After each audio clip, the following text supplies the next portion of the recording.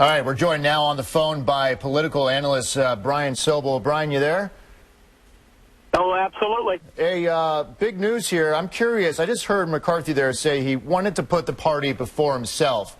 I don't know if there is this one party. I want to get your take. It seems like there's a small minority within the Republican Party that's kind of hijacked it in sorts and kind of running with this. I don't think there's going to be a mainstream Republican, and you can agree or not here, that could get the 218 votes to win the House or the speakership.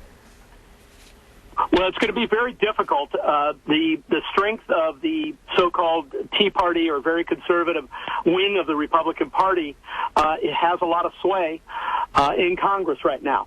And, of course, as the package pointed out, McCarthy, with the Benghazi comments, took himself out of the running, and so now you have a void, and the Republicans are scrambling to find somebody who can fill that void.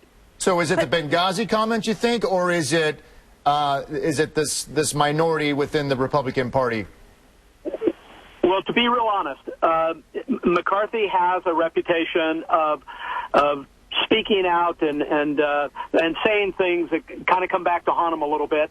And in the case of Benghazi, it was a huge mistake. And in Washington, D.C., and among other members of the Republican Party, it was a fatal mistake to link Benghazi, the hearings and so forth, to a political motive. But Brian, just this morning, if you were watching any network news, he was confident, saying, I got the votes, let's do this. And then they turn around, just within a couple of hours, goes into this meeting and says, you know what, I'm out. I mean, that was...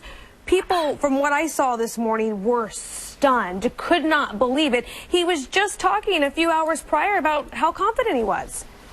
Yeah, I think when he got into the meeting and started receiving probably a tremendous amount of criticism around Benghazi, about commentary, about his ability to lead, he looked around and said, hey, I don't have 218 votes at the end of the day, and I'm going to save some face and back off.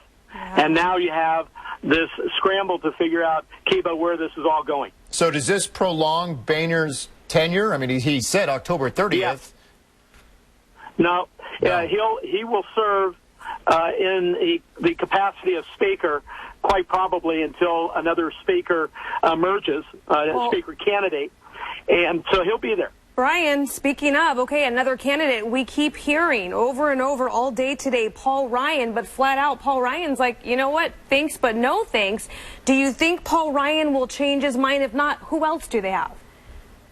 Well, it isn't going to be Paul Ryan. I think Paul Ryan does not want to be caught in a job that is so, I'll say, busy as Speaker of the House. The Speaker has so many jobs trying to hold together his Republican folks, and Ryan's on the road a lot and doing other things. Certainly, Jason Chaffetz is one person, and Daniel Webster of Florida, who a lot of very conservative members of Congress may emerge. But at this point, if Boehner's willing to hang on for a while, you may see some other name emerge here. All right, Brian Sobel, political analyst, breaking it down for us here on The Four. Brian, thanks for your time. You're very welcome.